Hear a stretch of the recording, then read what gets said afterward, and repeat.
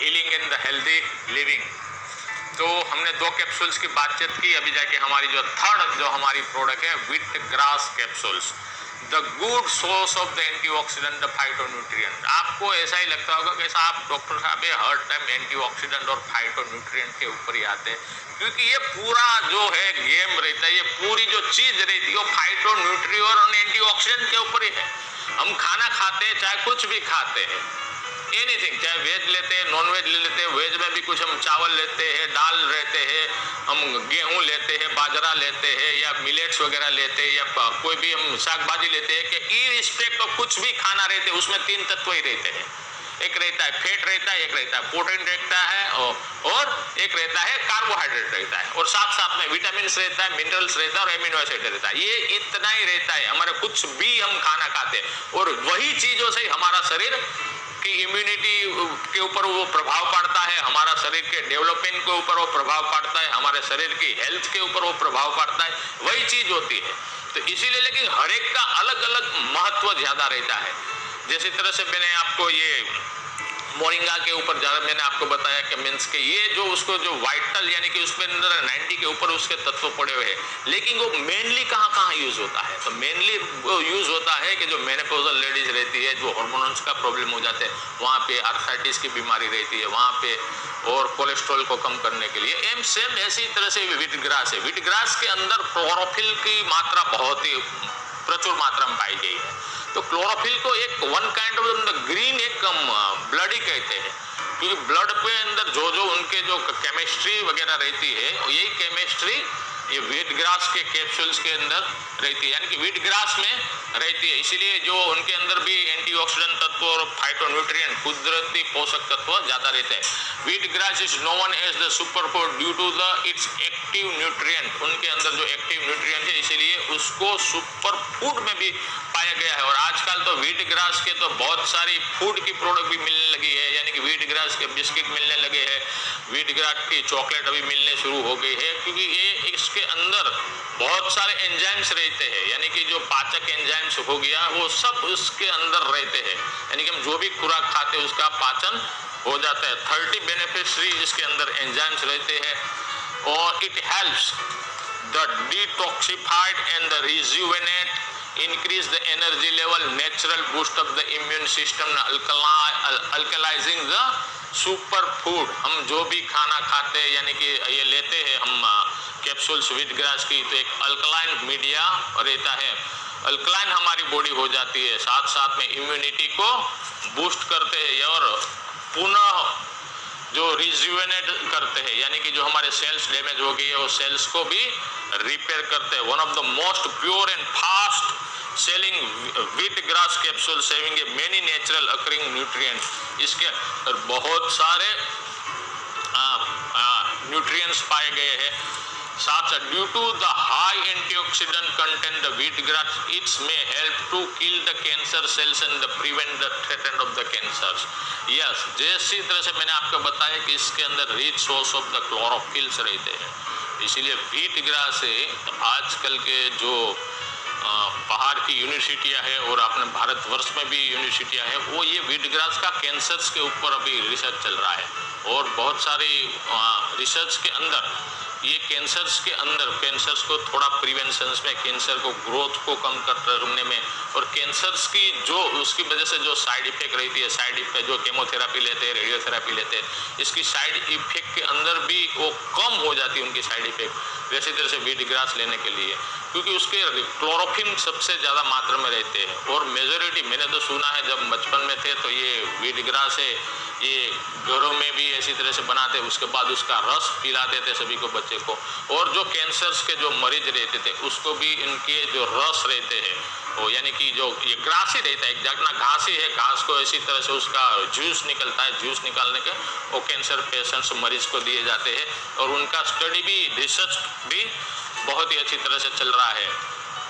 The wheat grass, the capsule also contain the high level of the vitamin minerals, और ये इसके अंदर people who use the wheat grass supplement, that they have a lesser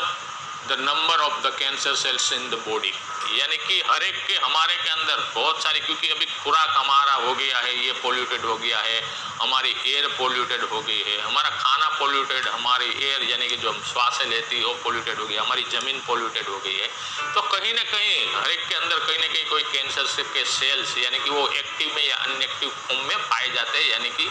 तो लेकिन wheat grass ये लेने से, capsules लेने से जो कैंसर्स के सेल्स रहते हैं उसको लेसर मात्रा में पाए जाते हैं। यानी तो जैसे सपोज कि किसी को कैंसर है तो उसके अंदर भी जो कैंसर सेल्स का जो डेवलपिंग जो रहता है यानी कि उनका मल्टीप्लिकेशंस रहता है, मल्टीप्लिकेशंस को भी कम करता है। इसके अंदर विटामिन ए, ई, सी, के, B6, कैल्शियम,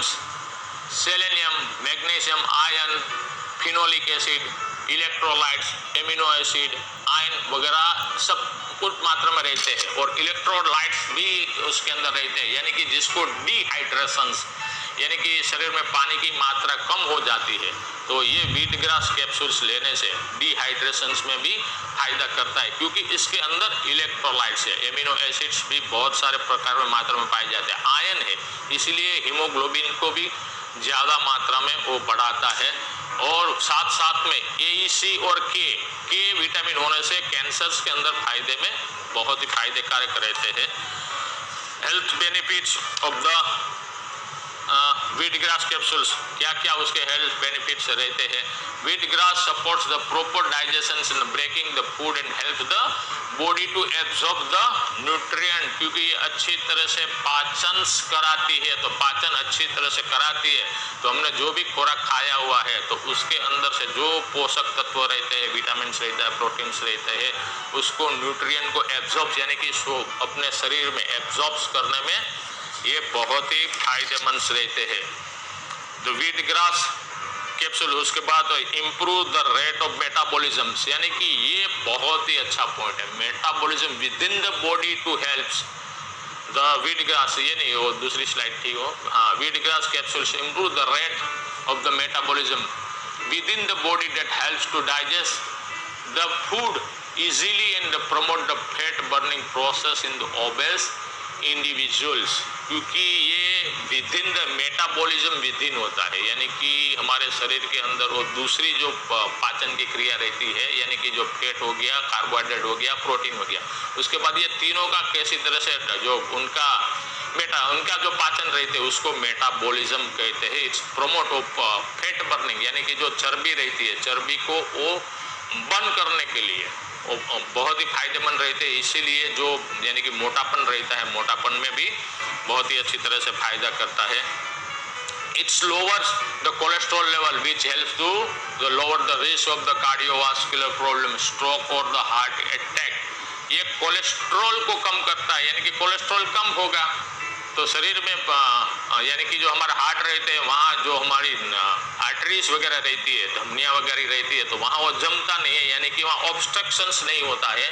यानी कि जिसको हम एथेरोस्क्लेरोसिस यानी कि हम ब्लॉकेज जो बोलते हैं ना, वो ब्लॉकेज नहीं होगा। ब्लॉकेज नहीं होगा तो हम कार्डियोवास्कुलर सिस्टम एकदम हेल्दी रहेगी, अटैक वगैरह कोई आने का सक्रियता बहुत ही कम हो जाती है। Due to the higher amount of the antioxidant, the chlorophyll, its effective works as a natural cleanser, detoxify the liver. मैंने बताया था ना कि क्लोरोफिल की मात्रा उसमें सबसे ज़्यादा प्रमाण में रहती है और क्लोरोफिल को एक प्रकार का ग्रीन ब्लड भी कहा जाता है, तो इसीलिए ये लीवर को भी डिटॉक्सिफाइड करता है और लीवर के लिए भी बहुत ही फायदेमंद रहता है। तो क्लोरोफिल की वजह से, यानी कि एक लीवर की जिसको बीमारी है, हमारा नॉर्मल लीव है, जिसको लीवर की प्रॉब्लम है वो नॉर्मल लीव भी ले सकते हैं और साथ साथ में हमारा आयुर्वेदान तुलसी हो तो ले रहे, साथ साथ में हमारा ये व्हीट ग्रास कैप्सूल्स भी ले सकते हैं। Healthier the liver individuals keeps a higher energy level and the better health, और ये लीवर को एकदम हेल्दी बनाता है, क्योंकि हमारा जो भी खुराक जो हम खाते हैं उसका जो एब्जॉर्प्शन होता था, एब्जॉर्प्शन होने के बाद वो हमारे लीवर्स में थ्रू हमारे पूरे बॉडी के अंदर सर्कुलेट होता है ब्लड के माध्यम थ्रू। तो राइट, तो लीवर को हेल्दी रहना बहुत ही जरूरी रहता है, तो लीवर को भी हेल्दी रखता है, इसीलिए लीवर को हेल्दी रहता है तो एक प्रकार की एक एनर्जी बहुत ही अच्छी तरह से आ जाती है। Due to the higher level of the chlorophyll it improves the red blood cell count, यानी कि हमारे रक्त कण है, रक्त कण सेल्स को इम्प्रूव करता है, रेड ब्लड सेल्स को क्लोरोफिल की वजह से। क्लोरोफिल को भी एक ग्रीन ब्लड ही कहा जाता है। This helps to detoxify the blood, lower in the blood pressures, prevent you from the conditions of anemia and the deficiency of the iron in the blood. क्योंकि इसके अंदर आयरन की मात्रा भरपूर रहती है। आयरन की मात्रा भरपूर रहती है तो क्या करती है, जो हीमोग्लोबिन है, हीमोग्लोबिन में भी OP जो बनता है आयरन से ही बनता है, यानी कि लोह तत्व जो हमारे रहते हैं तो उससे ही बनता है। तो इससे